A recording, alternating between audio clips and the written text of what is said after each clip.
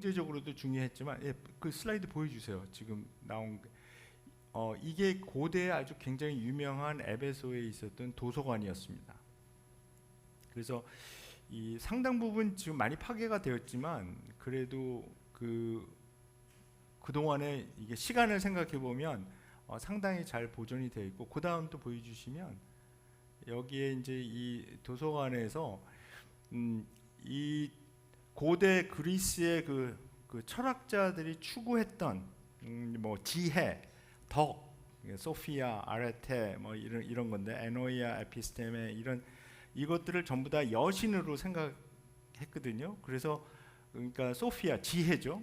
그 아레테는 이제 한국말로는 이제 덕이라고 보통 번역이 되고 있는데, 그러니까 이 철학자들이 생각했던 어떤 사람이 인격을 수양하는 것의 최고조에 달한 것을 이제 덕이라고, 아레테라고 생각을 했는데, 또 넘겨주시면 그 다음에 뭐 에노이아, 에피스테메는 이제 지식을 의미하는 말인데요.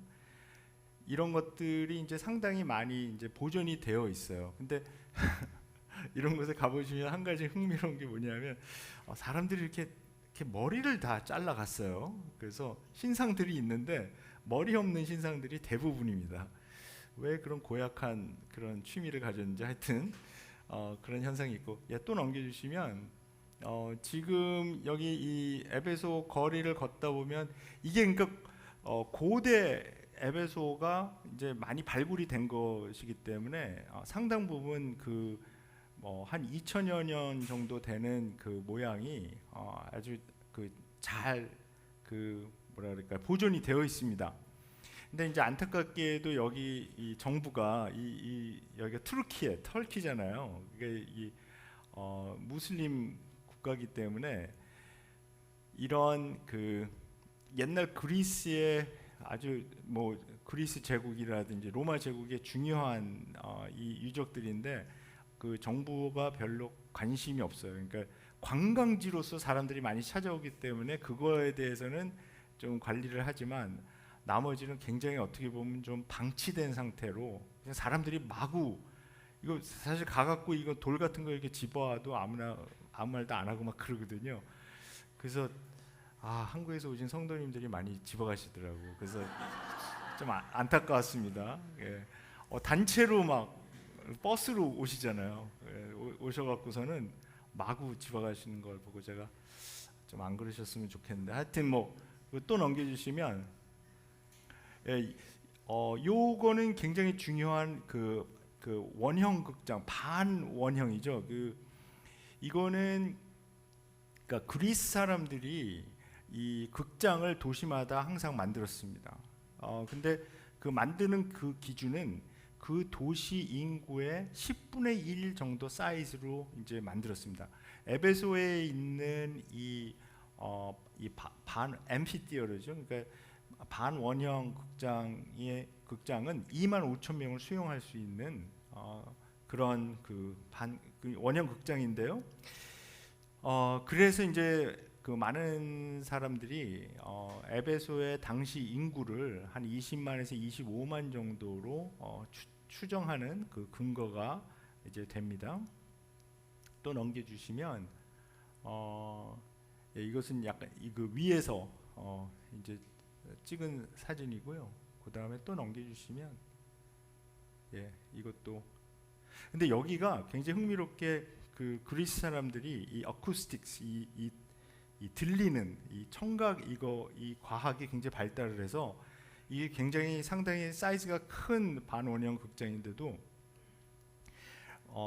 그 표시를 해놓은 지점이 있거든요. 거기에 가서 이렇게 작게 말해도 스피커 없이도 끝에까지 잘 들리게끔 이렇게 디자인을 잘 해놨습니다. 또 넘겨주시고요. 예, 이거는 이제 에베소서 같은데 6장 같은데 보면 이제 전신갑주를 입으라. 그래서 군인들 얘기가 나오잖아요.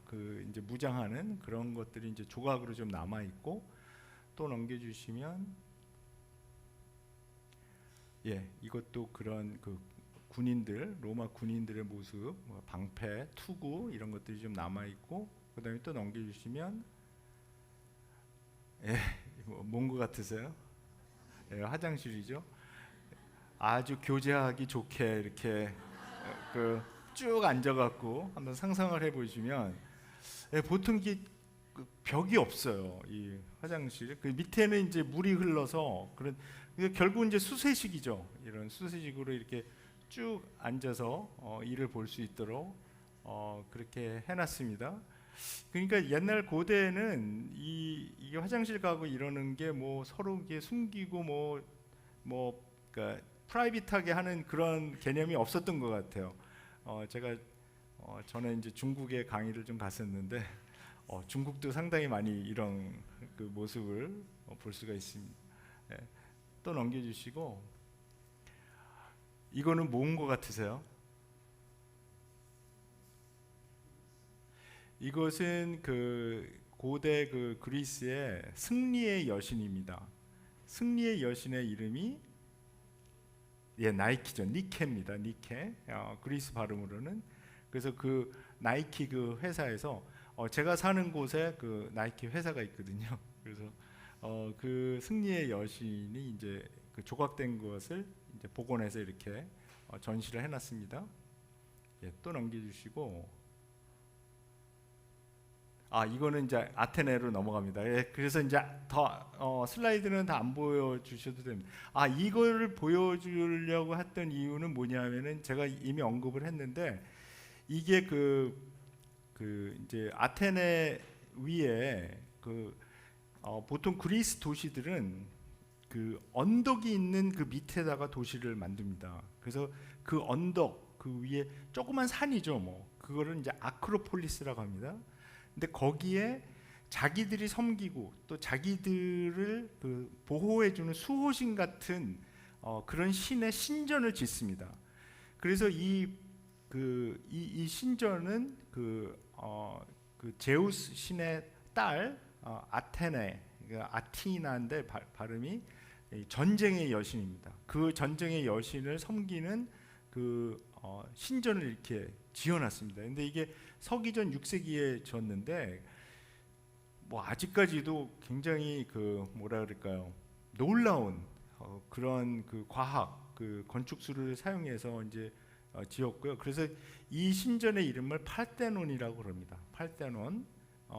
팔테논이라는 그 말의 의미는 처녀라는 의미입니다. 그러니까 우리가 마태복음 1장 23절이 이사야서 7장 14절을 인용하고 있잖아요. 그 처녀가 잉태하여 그 아이를 낳았다. 그 처녀라고 번역된 그 헬라어가 바로 팔테논입니다. 그래서 이 팔테논 왜 아티나가 이제 처녀라는 그 처녀이기 때문에 그렇게 해서 이 신전의 이름이 팔테논인데 에베소에 있었던 지금도 이거 보면은 죄송합니다. 제가 앞에 멋있는 모델을 하고 있는데 가면은 이게 사이즈가 굉장히 크거든요. 근데 에베소에 있었던 그 아데미 신전, 알테미스 신전은 이 신전의 4배 사이즈, 어마어마하게 큰. 그러니까 축구장이 2개가 들어갈 수 있는, 스테디움 2개가 들어갈 수 있는 그런 사이즈로 이제 지어졌고, 그 17m 되는 대리석으로 만든 기둥 100개를 사용해서 그 알테미스 신전을 이제 지어놓고 그 아데미를 이제 섬겼습니다. 에베소 사람들이. 그래서 굉장히 종교적이고 어떤 영적인 그 싸움이 일어나는 곳이죠. 에베소가 그 영적인 영향력이 굉장히 큰 그런 도시였었는데 거기에 이제 복음이 전해지면서 이 사도행전 19장에 보게 되면 그 바울이 그 에베소에서 당한 일, 거기서 겪은 일들이 이제 자세히 나오고 있는데요. 그런 곳이고 또 넘겨주시고 아마 이 아데미 이게 이제 그 다산을 상징하는 여신, 풍요 또 다산. 고대는 그 아이를 많이 낳는 것을 굉장히 중요한 그 풍요로움을 갖다 주는 그런 것을 생각했기 때문에 약간 민망한 사진이기 때문에 자세히 보지는 않겠습니다. 그리고 또 넘겨주시고 그러니까 이 아데미 신전의 이제 사람들이 상상해서 기록에 남아 있는 걸 갖고 이제 그 모형을 이제 만들어 놓은 거죠. 거기 이제 박물관에 가면 그런 것이고요. 또 넘겨주시고, 예, 지금 저 그 기둥이 딱 100개 중에서 하나가 딱 남아 있습니다. 다 무너지고요. 그래서 생각해 보면 그 아테네에 있는 그 팔테논 신전은 굉장히 사실은 보존이 잘 돼 있어요. 그러니까 거기에 막 폭탄도 맞고 막 그랬거든요. 그리고 그 여러 그 제국들이, 그러니까 뭐 영국 사람, 독일 사람들, 영국 사람들 하여튼 그쪽에 점령하고 있던 사람 많이 뜯어갔어요. 이거를 그 거기에 있었던, 그러니까 이제 그 팔테논 같은 경우도 지금은 색이 다 이렇게 없어졌지만 옛날에는 그게 칼라로, 천연색 칼라로 이렇게 되어 있었는데 그 조각을 굉장히 멋있게 해놨는데 그거를 영국 사람들이 특히 많이 뜯어갔어요. 그래서 그 런던에 그 대형 박물관이라고 있잖아요. The British Museum, 거기다가 많이 이제 진열을 해놨거든요. 그래서 그리스 정부에서 내놔라, 우리 건데 니들이 왜 가져가냐. 그래서 뭐 아직도 싸우고 있습니다. 그리고 또 넘겨주시고, 예, 이거는 그 지금 그 에베소에 남아 있는 그 크리스찬 유적들이 굉장히 많이 있습니다. 특히 요한복음하고 그러니까 요한계시록, 요한복음하고 많이 관계되는 그 유적들이 많이 남아 있는데요. 뭐 요한의 무덤이다, 또 예수님의 어머님의 무덤이다, 뭐 이렇게 주장하는 그런 유적들이 많이 남아 있습니다. 뭐 진실은 아무도 모르고요. 예, 넘겨주시면 거의 다 본 것 같습니다. 예, 다 봤습니다. 그래서 이러한 그 여러 그 일들이 있었던 고대의 유명한 그런 그 도시였었습니다. 이 당시 로마 제국에서 그 도시가 얼마나 중요한가를 보기 위해서는 황제 숭배를 위한 신전이 그 도시에 있었느냐 없었느냐를 보면 되는데요. 이 에베소는 4번이나 황제를 숭배할 수 있는 신전을 지어도 좋다는 그 명예죠. 그렇게 되면 그 도시가 중요성을 가지게 되니까. 그래서 로마의 여신 이름은 로마입니다. 다시 그냥 이 로마와 더불어서 황제 숭배를 위한 신전을 이제 지었던 것을 우리가 알 수가 있습니다. 물론 지금은 다 파괴돼서 없어졌지만, 그리고 아테네에서 열렸던 올림픽의 버금가는 팬 아이오니안 게임, 그러니까 그 이오니안 뭐 게임, 에베소 게임이라고도 불렸는데, 이 그 4년마다 한 번씩 열리는 아주 대규모의 그 운동 경기가 정기적으로 열리고 있었습니다. 결론적으로 말씀드리면 이 에베소는 재정, 종교, 정치, 연예, 스포츠 모든 면에서 로마 제국의 가장 중요한 도시 중에 하나였었고요. 아까 말씀드렸듯이 이 인구를 20만에서 25만 정도로 1세기경에 본다고 한다면 당시의 로마 제국 전체에서 가장 큰 도시는 이제 당연히 로마가 되겠죠. 이 로마는 그 1세기 그 말에는 아직 그 수준에 도달하지는 못했지만 그 한 2세기 정도로 가게 되면 인구가 100만 명에 이를 정도로 큰 도시를 이뤘습니다. 상상해 보시면 2000년 전에, 그러니까 1900년 전에 한 도시가 100만 명에 이르렀다는 것은 대단히 큰 그 도시를 알 수가 있는데요. 로마 제국이 1세기경에 전체 인구를 추정하기로는 한 6천만 명 정도로 이제 추정을 하고 있습니다. 근데 로마는 그 6천만 명 중에서 100만 명이 모여 사는, 근데 그 100만 명의 인구 중에서 30만에서 40만 정도가 이제 완전 노예들. 그러니까 그 로마에 사는 부유층이나 귀족들, 그 상류층은 진짜 손 하나 까딱 안 하고 다 노예들이 하는 그런 상태를 이루었던 것을 우리가 볼 수가 있는데요. 가장 큰 도시가 로마, 그 다음에 두 번째로 큰 도시가 지금은 이집트지만 이집트에 있는 알렉산드리아, 그게 이제 두 번째고, 에베소가 세 번째로 큰 그 도시를 이루었습니다. 이 도시가 우리에게 중요한 이유는 여기 이 도시에 바울이 브루스길라와 아굴라와 함께 가서 교회를 세웠다는 것이고요.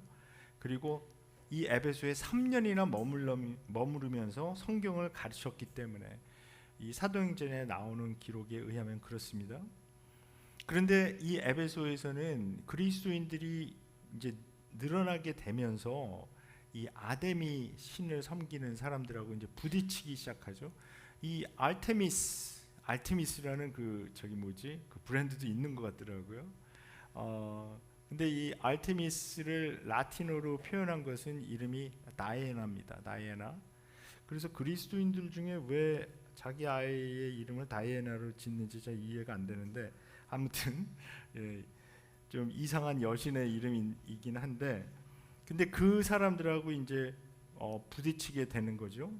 그래서 이제 이 에베소하고 관련된 일 중에서 저희들이 한 가지 주목하고 싶은 것은 이 에베소에서 사도 바울이 아주 중요한 말을 하게 되는데요.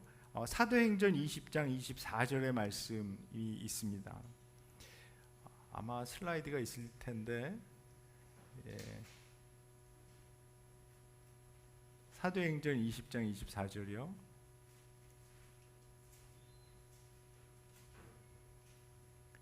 없습니까?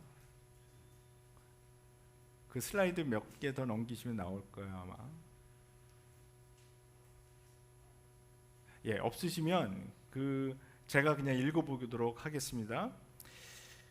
내가 달려갈 길과 주 예수께 받은 사명, 곧 하나님의 은혜의 복음을 증언하는 일에 마치려 하면은 나의 생명조차 조금도 귀한 것으로 여기지 아니하노라. 옛날 개역 개정으로 읽었는데요. 그러니까 이 사도 바울이 그 에베소의 그 교회의 그 장로들에게 이렇게 이야기하면서 그 교회에 사나운 이리들이 들어와서 양떼를 마구 해할 것이다. 그러니까 그 장로들에게 그들을 물리치고 양떼를 보호해 줄 것을 부탁하고 같이 무릎 꿇고 기도하고 막 울고 이렇게 거기서 이제 헤어지게 됩니다. 근데 우리들에게 중요한 이유는 뭐냐하면 실제로 이런 일이 일어났던 것을, 그러니까 바울이 이 사도행전 20장에 나와 있는 이 에베소의 장로들하고 만나서 이렇게 해변가에서 같이 기도하고 헤어졌을 때 이 이야기를 한 것은 50년대입니다. 근데 우리가 90년대에 쓰여진 그 에베소에 보내는 이 편지를 읽게 되면은 거기에 정말 이러한 이리떼들, 그러니까 이단 사상을 가르치는 사람들이 들어와 있었던 것을 우리가 알 수가 있습니다. 자, 에베소 교회의 문제는 그 이단 사상을 가지고 들어온 사람들을 에베소의 성도들이 물리치는 과정에서 일어난 처음 사랑을 잃어버린 그 일이었는데요. 우리가 그 내용으로 자세히 들어가기 전에 일단 먼저 이 7개 교회에 보내는 모든 편지들에서 계속 반복돼서 나오는 심부름꾼이라고 번역된 그 앙겔로스에 관해서 살펴보도록 하겠습니다. 이 개역 개정에서는 이 단어를 사자, 그러니까 이제 그 라이언 그거 말고 메신저 이렇게 번역을 하고 있는데요. 이 앙겔로스는 사실 다른 부분에서는 천사, 에인절로 이제 번역된 그런 말입니다. 그래서 이 7교회를 그 7교회의 앙겔로스에게 내가 이 그리스도께서 이게 편지를 보내는 건데요, 말씀을 하시는 건데, 그래서 이 앙겔로스를 그 교회를 맡고 있는 목회자로 이해하는 경우도 있었고요, 아니면 말씀을 전하는 사람에게 보내는 메시지로 이해하는 그 경우도 있었습니다. 아니면 더 문제적으로 각 교회를 맡고 있는 천사에게 보내는 의미로도 사실은 볼 수가 있습니다. 다니엘서에 보게 되면 그 각 지방을 관장하는 천사들에 대해서 말씀하는 부분이 있거든요. 그래서 그 개념으로 본다면 뭐 예를 들어서 뭐 그리스를 관장하는 천사, 또 아시아를 관장하는 천사, 뭐 이렇게 볼 수도 있고, 더 좁은 의미에서 에베소 교회를 관장하는 천사 이렇게 볼 수도 있습니다. 그런데 이 요한계시록에 나타나는 묵시문학적 성격을 보았을 때 이 여기에 나오는 이 앙겔로스가 그런 천사를 의미한다고 보기는 좀 힘듭니다. 왜냐하면 이제 6장부터 시작되는 그 심판 7개 일곱 개 나팔, 7개 대접, 이 심판 시리즈가 계속 반복해서 나오는데요. 그때마다 이 천사들이 등장해서 이 일을 하게 되거든요. 그래서 여기에 나와 있는 이 앙겔로스를 그런 천사로 보기에는 좀 무리가 있습니다. 그래서 이 심부름꾼이라고 번역된 거, 그러니까 사자라고 번역된, 메신저라고 번역된 이 말의 의미는 각 교회가 나타내는 어떤 영, 아니면 각 교회가 나타내는 어떤 풍토 정도로 이해하면 제일 좋겠다라고 생각을 합니다. 그러니까 그리스도께서는 에베소 교회, 예를 들어서 에베소 교회가 나타내는 어떤 영, 어떤 풍토, 아니면 집단적인 그 정체성 같은 거죠. 그러니까 교회에 어떤 특징이 있는데 그것에 대해서 그리스도께서 말씀을 하시는 겁니다. 그래서 이거를 뭐 영어로 표현하면 collective identity 이렇게 생각할 수도 있고요. 아니면 collective entity, 그 독일어로는 gestalt 이렇게 설명할 수도 있는데요. 그러니까 교회의 모습이 겉으로 드러나는 어떤 겉모습이 있지만 그 안에 교회를 형성하는 중심 영성이 있다는 겁니다. 그러니까 이제 영어로 표현하면 core spirituality가 있다는 건데요. 예담교회도 분명히 있습니다. 그리고 어떤 교회를 가도 사실 그 교회가 나타내는 어떤 영성, 핵심적인 영성이 좀 있습니다. 그 영성을 향해서 이 메시지들이 쓰여진 것을 이해하면 제가 볼 땐 제일 잘 되는 것 같아요. 왜냐하면 이 에베소 교회로부터 시작해서 7교회가 나타내는 어떤 특징들에 대해서, 그 교회가 지금 나가는 방향에 대해서, 그 교회가 추구하는 어떤 영성에 대해서 그리스도께서 계속 말씀을 하시거든요. 예담교회의 풍토, 예담교회의 영성은 무엇입니까? 그것을 이제 우리가 그 질문을 갖고 이 메시지들을 보면서 여기에 혹시 우리에게 적용될 말씀이 있나, 이것을 잘 보면 좋겠습니다. 자, 이제 본문을 보겠습니다. 이 메시지를 주시는 그리스도를 이 각 7개 교회 그 7편지를 분석해 보면 그 그리스도를 묘사하는 부분이 처음에 이제 등장을 하게 됩니다. 거기에 많은 그 힌트가 들어 있습니다. 그래서 이거를 좀 자세히 보겠는데요. 그리스도는 처음에 오른손에 7뼈를 쥐시고 이렇게 표현되고 있습니다. 이 7뼈를 쥐셨다, 홀드하고 있다라고 생각하시면 되고요. 7금 촛대 사이를 거니시는 분으로 표현되고 있습니다. 이 7뼈는 이미 이 교회의 그 사자 앙겔로스로 이제 밝혀졌고요. 7금 촛대는 7교회입니다. 즉 그리스도께서는 그 7교회 사이를 거니시는 분으로 표현되고 있습니다. 교회와 함께 호흡하시면서 교회와 같이 동행하는 그리스도를 여기서 만나게 됩니다. 그래서 처음에 이 에베소 교회에게 보내는 이 편지에서 그리스도를 교회의 사정을 누구보다도 잘 알고 계시는 분으로 표현하고 있다는 것입니다. 그렇기 때문에 그리스도께서는 각 교회에 주는 메시지를 정확하게 주시는 것으로 우리가 볼 수가 있습니다. 자, 첫 번째 2절부터 메시지가 시작이 되는데요. 그리스도께서는 먼저 에베소 교회가 한 일, 그러니까 수고 그리고 인내를 알고 있다고 말씀합니다. 에베소 교회는 열심히 있는 교회였죠. 그러니까 열심히 일을 한 교회였고 고난을 받으면서도 참고 견딘 그런 좋은 교회입니다. 또 바울이 사도행전에서 이제 보듯이 경고했던 것이 있었는데 거짓 사도들이 들어와서 교회를 어지럽히려고 했을 때도 그들이 거짓말쟁이임을 밝혀내서 쫓아냈던 그런 교회입니다. 이 2절과 3절에 나와 있는 에베소 교회의 그 일들을 묘사하는 단어는 정확하게 또 7개가 등장하고 있습니다. 그러니까 아주 굉장히, 그러니까 칭찬을 이제 완전한 칭찬을 주신 거죠.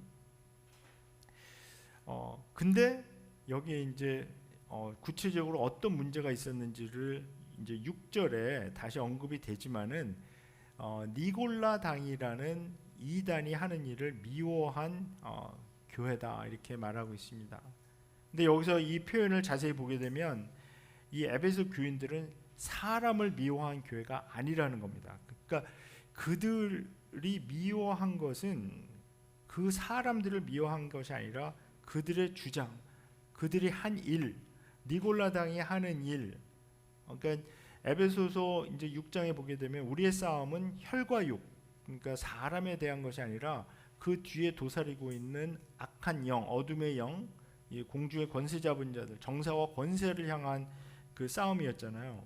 그래서 에베소 교회 성도들이 이런 면에서는 아주 잘했다는 거죠. 그러니까 그 사람들을 미워한 것이 아니라 그들이 주장했던 어떤 그 일들, 그러니까 니골라 당이 하는 일들을 향해서 미워하고 싸웠던, 그러니까 신학적으로 보면 굉장히 똑바로 서 있던 교회였던 것을 우리가 알 수가 있었습니다.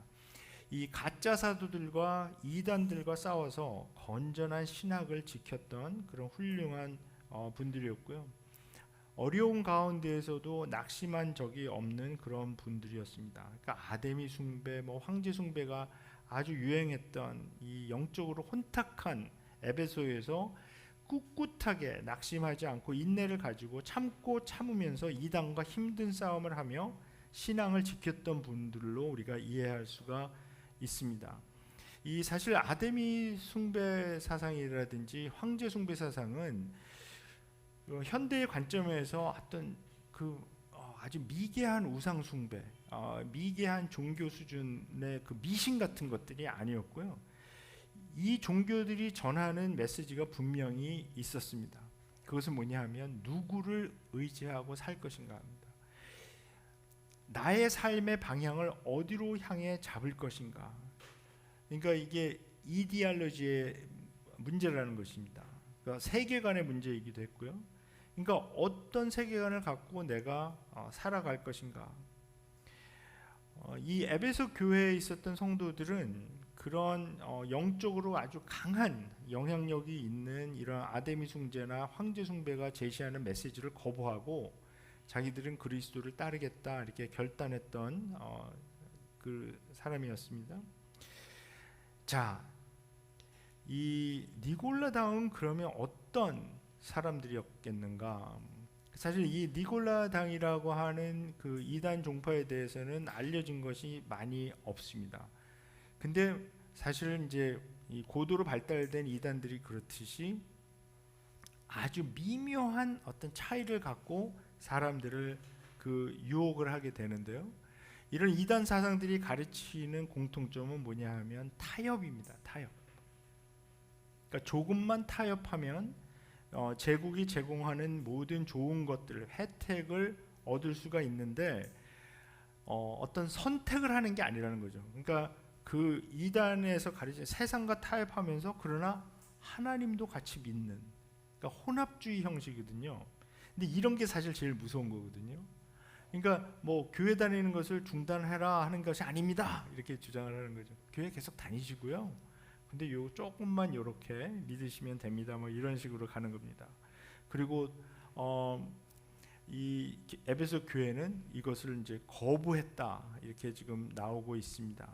그런데 에베소 교회가 이 이단 사상을 거부하는 그 장점인데 이것과 이 약점이 연결되어 있습니다. 이 4절에 나오는 것을 보겠는데요. 4절에 보면 그들은 처음 사랑을 버렸기 때문에 책망을 받습니다. 그러니까 에베소 교회가 지키려고 했던 이 건전한 신학의 핵심엔 하나님에 대한 깊은 사랑이 있었어야 했고요. 그런데 교리나 신학을 지키려고 하다가 그 사랑이 없어진 것을 여기서 말하고 있습니다. 이 처음 사랑은 무엇일까요? 이 성경을 이제 보면 우리와 그러니까 믿는 사람들과 하나님과의 관계를 어떤 부부 관계 또는 연인의 관계로 표현된 적이 많이 있거든요. 예를 들면은 호세아서에 보면 하나님과 이스라엘 간의 관계를 남편과 부인 관계로 이제 비유해서 표현하고 있습니다. 이 남편 하나님은 이 부인 이스라엘을 사랑하지만 부인 이스라엘은 계속 바람을 피우는 거죠. 자기를 더 풍요롭게 해줄 것 같은 새로운 여인을 자꾸 찾아 떠납니다. 그리고 자꾸 도망다닙니다.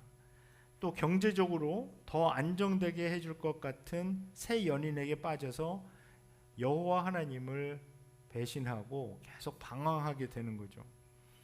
겉으로는 여호와 하나님을 예배하고 의식에 참여하지만 속으로는 다른 신을 더 신뢰하고 온통 마음이 뺏겨져 있는 그런 상태입니다. 자, 에베소 교회의 경우 어떻게 이것을 이해할 수 있을까요? 그들이 이단과 싸우는 과정과 어떤 관련이 있다라고 생각합니다. 그러니까 우리가 보통 어떤 그 높은 도덕성을 지키려고 하고 윤리적인 규범을 전면에 내세우는 경우 좀 경직되고 좀 딱딱해지는 것을 우리가 알 수가 있거든요. 근데 여기 이 니골라당이 만약에 좀 타협해라, 그러니까 너무 그렇게 그 경직돼서 그 믿지 말고 좀 적당히 믿으면서 세상에서 하는 일도 좀 알고 거기서 하는 것도 좀 즐기고 이런 타협을 가르쳤을 경우에 이 교회에서 이런 이단과 싸우려면 굳어질 수밖에 없는 거죠. 경직될 수밖에 없는 거죠.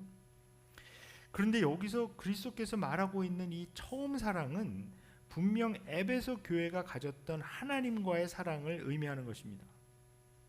그러나 또한 하나님과의 사랑은 사람에 대한 사랑과 직접적으로 연결이 되어 있습니다. 그러니까 하나님을 사랑한다고 하는 사람이 다른 사람에 대한, 그러니까 이웃에 대한 사랑이 없어진다는 것은 사실 성경적으로 보면 모순이거든요. 근데 우리가 흔히 이런 현상을 잘 볼 수가 있습니다. 나는 하나님을 너무 사랑하고 저분은 하나님을 굉장히 사랑하는 것 같아 이렇게 얘기를 하지만 또 그분이 관계에 굉장히 자꾸 문제가 생기고 사람들과의 그 어떤 그 사랑의 관계가 자꾸 깨어지는 이런 모습을 보게 되는데, 그러니까 어떤 뭐 신학적으로 굉장히 보수적으로 막 믿고 그러는데 근데 다른 사람들과는 계속 잘 못 지내는 이제 그런 현상이 분명히 일어날 수가 있거든요. 이런 현상은 그 이제 수직적으로 하나님을 사랑한다고는 하면서 수평적으로는 다른 사람들하고는 굉장히 어려운 관계에 계속 들어가고 부딪히고 하는 이런 문제가 이제 생기는 것입니다. 바른 신학을 지키고 내가 똑바로 믿어보겠다 이렇게 이단과 싸우다가 결국 다른 사람들과의 관계가 다 무너지는 그런 경우, 이런 경우를 우리가 볼 수가 있는데요. 디모데전서에 아주 중요한 구절이 하나가 있습니다. 디모데전서 1장 5절에 이렇게 말씀하는 구절이 있거든요. 사도 바울이 디모데전서가 시작하자마자 그 에베소에 들어와 있는 이단 사상에 대한 경고와 함께 이제 시작을 합니다. 그래서 그런 이단 사상 아예 그냥 접근도 못하게 하라, 완전히 그 사람들하고 끊어버려라 이런 말씀을 하는데, 근데 디모데전서 1장 5절에 이렇게 말씀합니다. 이 명령의 목적은 이 명령이라는 것은 그 이단 사상들하고 아예 관계도 하지 마라 이런 말씀을 하는데요. 이 명령의 목적은 깨끗한 마음과 선한 양심과 거짓 없는 믿음에서 우러나오는 사랑을 불러일으키는 것입니다. 그러니까 이 구절을 우리가 좀 잘 봐야 합니다. 왜냐하면 우리가 이제 오늘 우리가 보고 있는 요한계시록 2장 1절부터 7절에서도 이 처음 사랑이 문제가 생긴 건데 이단하고 싸우다가 처음 사랑을 버렸다. 얼뜻 보면 잘 이해가 안 되는 구절이거든요, 이게. 근데 디모데전서 1장 5절이 이 부분에 대해서 많은 설명을 해줍니다. 자, 자, 깨끗한 마음과 선한 양심과 거짓 없는 믿음에서 우러나오는 사랑을 불러일으키려는 것이다. 그러니까 이단하고 싸우면서 올바른 신앙을 지키고 내가 건전한 신앙을 지키려고 하는 과정에서 이 사랑이 없어질 가능성에 대한 경고입니다. 그러니까 디모데에게 바울이 지금 권면하고 있는 것은 뭐냐면 이단하고 맞서서 싸우고 그 사람들을 근처에 접근하지 못하게 하고 이거 굉장히 단호한 입장을 가지고 싸우는 것이 중요한데, 근데 그 과정에서 깨끗한 마음과 선한 양심과 거짓 없는 믿음에서 우러나오는 사랑이 없어지지 않게 하라. 사실 굉장히 어려운 것이죠. 그러니까 이단과 싸우면서 생길 수 있는 위험에 대해서 미리 이제 차단하는 것입니다. 이 목적을 분명히 하는 것이고요. 만약 건전한 신학을 지키려고 하다가, 내가 깨끗한 신앙을 지키려고 하다가 사랑이 없어지면, 처음 사랑이 없어지면 다 헛된 것으로 드러난다. 요즘 이제 한국 교회도 그 이단 공화국 막 그러는데, 한국이 전 세계에서 이단이 제일 많은 나라라고 뭐 그러잖아요.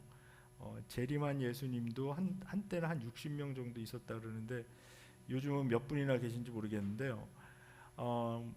근데 이게 지금 이단 쪽으로 빠진 사람들이 뭐 숫자가 100만 명이 넘는다는 이야기도 있고 막 그렇습니다. 근데 이단이 이렇게 뭐랄까 많이 부흥하게 된 그 이유는 분명히 우리 이 말씀의 실종에 있다라고 저는 생각을 합니다. 그동안에 이제 한국 교회가 이제 많이 집중했던 것은 성장이죠. 성장주의. 그러니까 교회가 빨리 커져야 되고 빨리빨리 교인 수를 늘려서 교회도 큰 교회 건축해야 되고 뭐 이런 생각을 많이 하면서 사실 이 말씀 선포가 그 말씀 교육, 이 하나님의 말씀에 대한 어떤 묵상, 이것을 찬찬히 가르치고 하는 그런 여유를 갖기가 좀 힘들게 되는 거죠.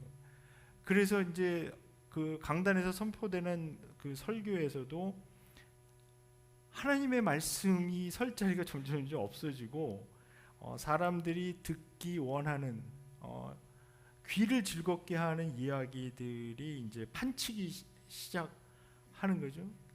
설교자는 누구나가 사실은 좀 그러니까 굉장히 생각을 잘해야 되는 건데, 어떤 게 있냐면 교인들이 듣고 싶어하는 설교가 있고 들어야 하는 설교가 있습니다. 그러니까 듣고 싶어하는 설교는 다 좋아하는 거죠. 그런 설교를 했을 경우에. 근데 들어야 하는 설교는 그런 설교를 했을 때, 그러니까 하나님의 말씀이 이 메시지를 이런 방향으로 전해라 했을 때, 그것을 전했을 때 많은 교인들이 불편해하고 싫어할 가능성도 좀 있습니다. 근데 교회의 목적이 만약에 성장이라면 이 목회자의 입장에서는 어떤 설교를 해야지 교회가 성장이 되겠습니까? 교인들이 듣고 싶어하는. 왜냐하면 우리는 아주 강력한 그러니까 자본주의가 이 소비자주의에 근거한 거거든요. 그러니까 소비자들이 원하는 게 뭔가를 파악하는 게 굉장히 중요하잖아요. 그래야지 물건을 많이 팔 수 있고, 소비자들이 원하는 것을 많이 제공하는 사람이 돈을 버는 그런 사회고요. 그거에 너무나 익숙해져 있습니다. 그리고 이 소비자주의는 이 개인주의하고 굉장히 맞물려 있습니다. 그러니까 개인이 선호하는 것. 그래서 어떤 사람들은 이제 소비자주의를 개인주의에다가 스테로이드를 놓은 상태다 이렇게 얘기하거든요. 그러니까 가만 생각해 보십시오. 이 자본주의가 발달한 나라일수록 개인주의가 또 같이 발달합니다. 왜냐하면 개인이 선호하는 게 있거든요. 그러니까 우리가 어떤 그 백화점 같은 데 딱 가서도 여러 종류가 있잖아요. 같은 뭐 예를 들어서 냉장고를 딱 사려고 하는데도 굉장히 여러 종류가 있는데 거기서 내가 이제 선택을 해야 되잖아요. 개인의 선호도가 굉장히 중요해집니다. 자, 이런 것에 이 소비자주의에 굉장히 아주 익숙한 사람들은 영적으로 접근할 때도 소비자주의적으로 접근을 합니다. 그렇다면 그들이 선호하는 어떤 설교가 있습니다. 그리고 그들이 선호하는 찬양 스타일도 있습니다. 예배 스타일도 있고요. 또 이런 거를 사람들이 이게 현실적인 얘기를 이제 하는 거예요.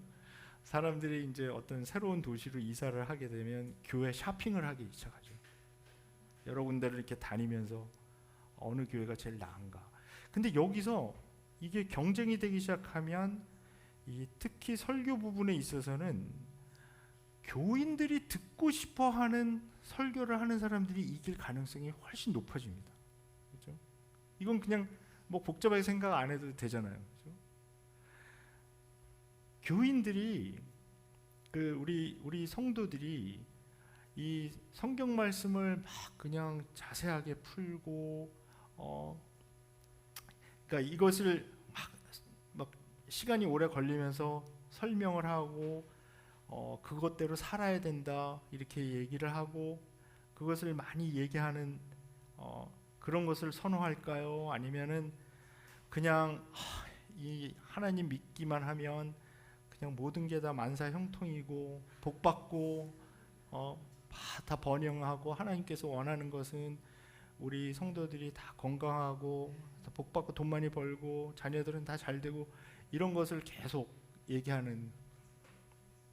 근데 사실 우리가 솔직하게 성경 말씀을 이렇게 쭉 읽다 보면 이 복에 관한 말씀도 많이 있지만 더불어서 이 고난에 관한 말씀도 굉장히 많이 있거든요. 근데 이렇게 교인들이 듣고 싶어하는 건 만약에 설교자가 맨날 그냥 고난 받아야 된다, 우리가 힘들게 살아야 된다, 이 마지막 때가 가까울수록 우리가 견뎌야 된다, 막 이런 얘기를 하게 되면 좀 힘들어 하겠죠. 자, 근데 이제 문제는 이것입니다. 이게 한동안 좀 오래 이런 기간이 이제 지나가다가 이제 한국 교회가 이제 어떻게 보면 이제 벌써 정점을 찍고 이제 내려가는 형태가 되고 있습니다. 그래서 교인들이 이제 점점 교회를 많이 이제 떠나게 되고 교회들이 숫자가 이제 좀 전체적으로 보면 그러니까 저는 이거 이제 월마트 현상이라고 보는데 그러니까 여기 월마트 여기 없죠. 한국에도 있었지 않았나요? 한국에 있다가 나갔죠. 근데 제가 이제 미국에 살면서 이 월마트 현상이 뭐냐면 제가 전에 이제 제가 처음에 이제 교수 생활을 어디서 했냐면 캔자스라는 주에서 했어요. 근데 캔자스가 미국에서도 보면 사실 시골입니다. 거기가 시골인데 제가 가르쳤던 대학이 아주 조그만 도시에 있는 그 대학교였는데요. 거기에서 한 40분 정도를 운전하고 가면 옆에 좀 큰 도시가 있는데 거기에 어마어마하게 큰 월마트가 생겼어요. 반경 그 도시가 이제 허친슨이라는 곳이었는데 그 허친슨에 생긴 그 월마트가 들어오면서 반경 한 100마일 정도 되는 모든 그 구멍가게들 다 망했습니다. 그냥 싹. 왜냐하면 이 월마트하고 경쟁이 안 돼요. 이 가격도 경쟁이 안 되고 거기에 나와 있는 모든 물품을 다 구할 수가 있습니다. 월마트에 가면. 그리고 월마트가 가지고 있었던 장점이 뭐냐면 내가 뭘 샀잖아요. 근데 생각해 보니까 며칠 쓰다 보니까 마음에 안 들어요. 가서 그냥 리턴할 수가 있는데 묻지 않습니다. 뭐 그걸 망가뜨렸든지 뭐든지. 그리고 어떤 경우는 한 3개월 정도 쓰다가 갖다 줘도 다 받아요. 다 그냥 환불해 줍니다. 근데 월마트가 손해 보는 게 아니에요. 그거를 먼저 판 사람들이 손해 보는. 근데 그거를 감수하고라도 이분들은 월마트에서 자기네 물건을 팔기 원하기 때문에 그게 그렇게 형성이 되어 있습니다. 조그만 구멍가게에서 그 미국식으로 표현하면 맘앤팝 스토어거든요. 거기서 사면 환불 안 해주죠. 그 3달이나 쓰던 물건을 왜 환불을 해줍니까? 근데 이런 게 이제 발달을 하다 보니까 사람들이 점점 그냥 월마트에 가서 다 사지 조그만 가게 안 삽니다. 그래서 거기 다 전멸했어요. 싹 전멸하고 그 월마트 하나에 모두 다 몰려가는 거죠.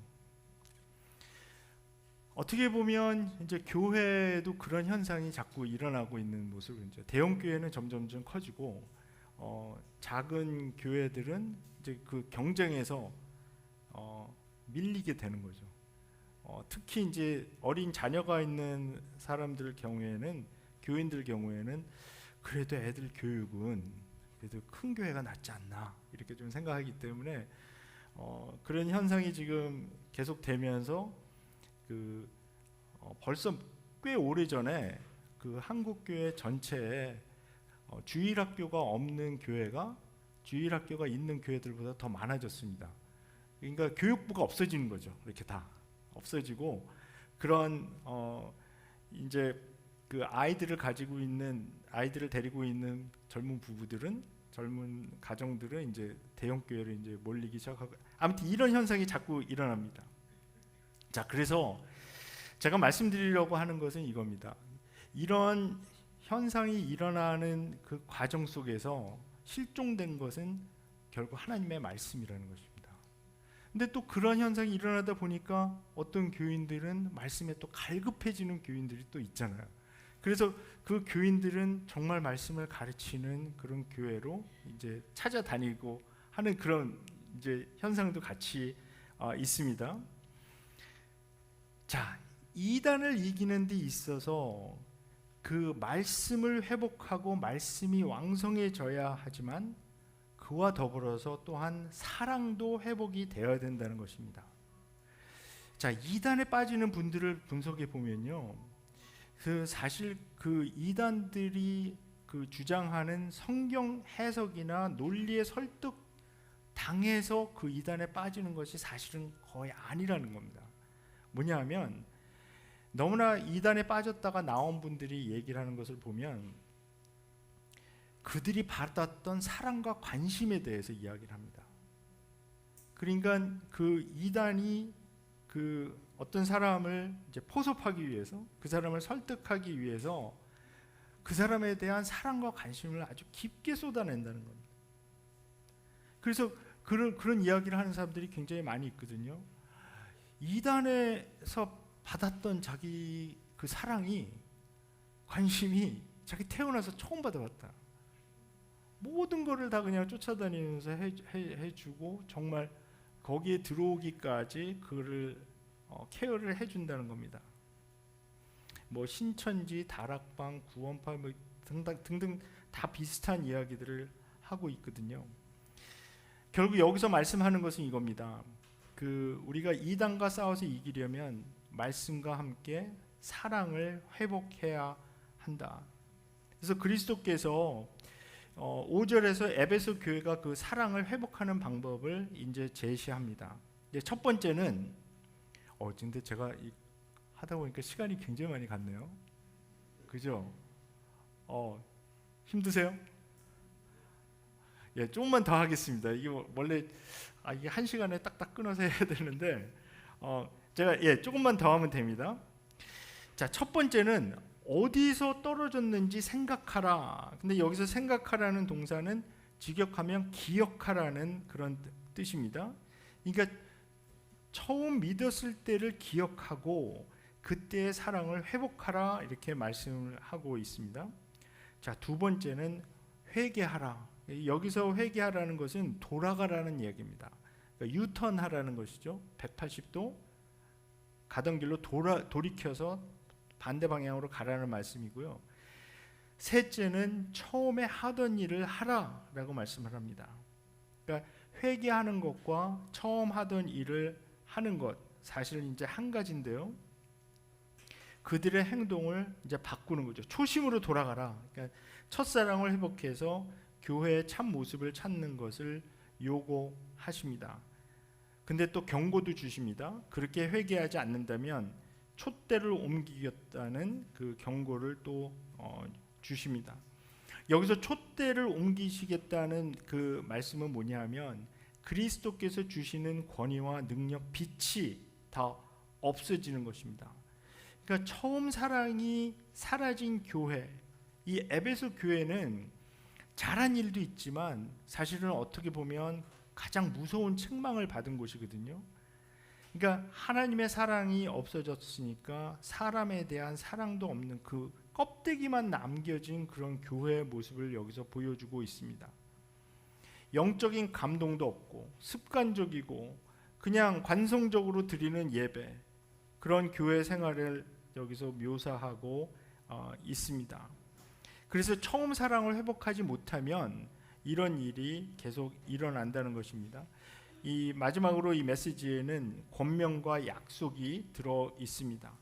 이 성령이 교회들에게 하시는 말씀을 들어라. 근데 이 말씀은 이제 계속해서 반복이 되거든요. 7교회 전체에. 그리스도께서 하시는 말씀은 이 성령께서 그 에베소 교회에만 주시는 말씀이 아니라 모든 교회들에게 이제 같이 주시는 그런 말씀입니다. 처음 사랑을 회복하라. 하나님에 대한 사랑이 아직도 남아 있다면 그 사랑으로 다른 사람들, 주위에 있는 사람들, 이웃들도 사랑하는 것을 여기서 말씀하고 있습니다. 그렇게 하면 약속을 또 주십니다. 하나님의 낙원에 있는 생명나무의 열매를 주어서 먹게 하겠다. 이 생명나무는 창세기 3장에 나오는 나무죠. 창세기 3장에서 인간의 죄 때문에 생명나무에 접근하는 것조차 이제 금지가 되었습니다. 그러나 어린 양 예수의 죽음으로 생명나무의 열매를 따먹을 수 있게 되었습니다. 이 생명나무의 열매는 구원받은 자들이 하나님께로부터 받을 수 있는 모든 그 좋은 것들과 축복입니다.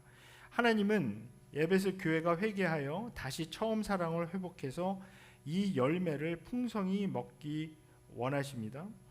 이 세상이 제시하는 것들 굉장히 좋아 보입니다. 그러나 하나님의 낙원에 있는 생명나무의 열매와 비교될 수 없습니다. 하나님은 우리에게 무엇이 가장 좋은지 잘 아시는 분입니다. 이 세상에서 제시하는 것은 눈에는 좋아 보일지 모르지만 독이 되는 경우가 많이 있습니다. 그러나 하나님이 주시는 생명나무의 열매는 그렇지 않습니다. 그 생명나무의 열매는 좋아 보이지 않을 수도 있습니다. 지금 당장은 힘들게 보일 수도 있습니다. 그러나 그것이 가장 좋은 것인 이유는 무엇이 가장 좋은지 하나님께서 우리의 상태를 가장 잘 아시는 분이기 때문입니다. 그래서 시간이 좀 많이 갔는데 마지막으로 그래서 좀 급하게 마쳤습니다. 근데 여기서 그냥 마지막으로 제가 다시 한 번만 그 강조하고 마치고 싶은 것은 뭐냐면 이 에베소 교회에게 주어진 그 책망의 핵심에는 처음 사랑을 버린 것이 있습니다. 근데 그 처음 사랑을 버린 것에는 이단과 싸우려고 하다가 그 처음 사랑까지 같이 이제 버려버린 경우인데요. 이런 과정에서 결국 하나님의 말씀이 실종돼 버린 그런 상태입니다. 하나님의 말씀이 회복이 돼야지 처음 사랑을 우리가 다시 회복할 수가 있습니다. 예. 그러면은 우리 10분 쉬었다가 다시 만나서 모여서 두 번째 교회 들어가도록 하겠습니다.